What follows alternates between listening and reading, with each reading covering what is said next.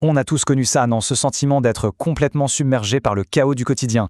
Eh bien aujourd'hui, on va explorer deux habitudes mentales ultra puissantes tirées d'une sagesse ancienne pour justement garder son calme au milieu de la tempête. C'est parti.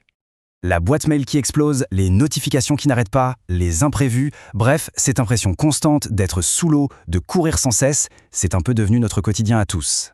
Il y a une expression qui résume ça parfaitement. La vie est en feu. C'est exactement ça. Ces journées où tout semble s'accumuler, où chaque petit problème est une nouvelle étincelle qui menace de tout faire flamber. C'est dans ces moments-là que notre sérénité est vraiment mise à rude épreuve. Et pourtant, on connaît tous quelqu'un qui, au milieu de cet incendie, reste incroyablement calme, imperturbable. Mais quel est leur secret? Comment ils font pour rester zen quand tout autour semble s'effondrer? C'est la question qu'on va creuser.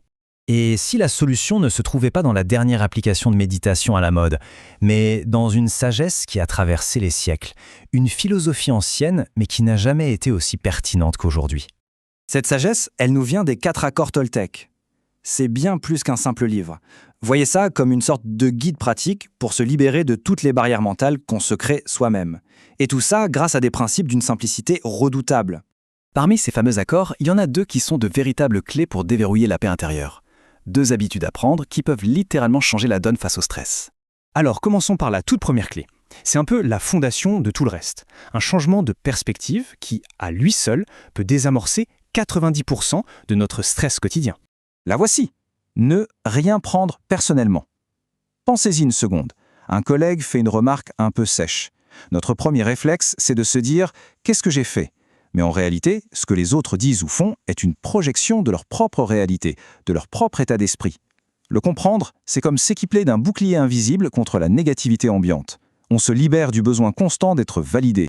Ok, on passe à la deuxième clé. Si la première nous protège du monde extérieur, celle-ci, elle nous protège de nous-mêmes.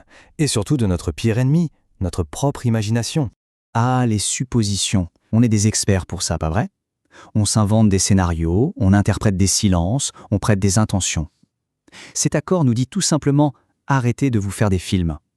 La solution est tellement simple, avoir le courage de poser des questions pour connaître la vérité, plutôt que de se torturer l'esprit avec des fictions.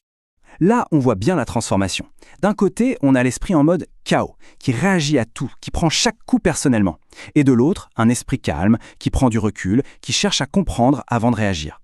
C'est toute la différence entre subir une situation et choisir comment y répondre. Mais au final, quel est le but de tout ça? Devenir un peu plus zen? Oui, mais ça va bien plus loin. L'enjeu, c'est de conquérir quelque chose de bien plus précieux encore.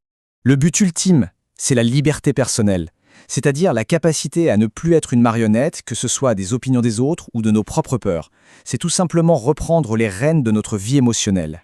En fait, ces 2 accords sont les 2 grandes étapes vers cette liberté. La première brise les chaînes que les autres nous mettent, et la seconde fait tomber les murs de la prison que l'on se construit soi-même. C'est un duo gagnant pour une véritable autonomie. Alors pour conclure, je laisse avec une petite question.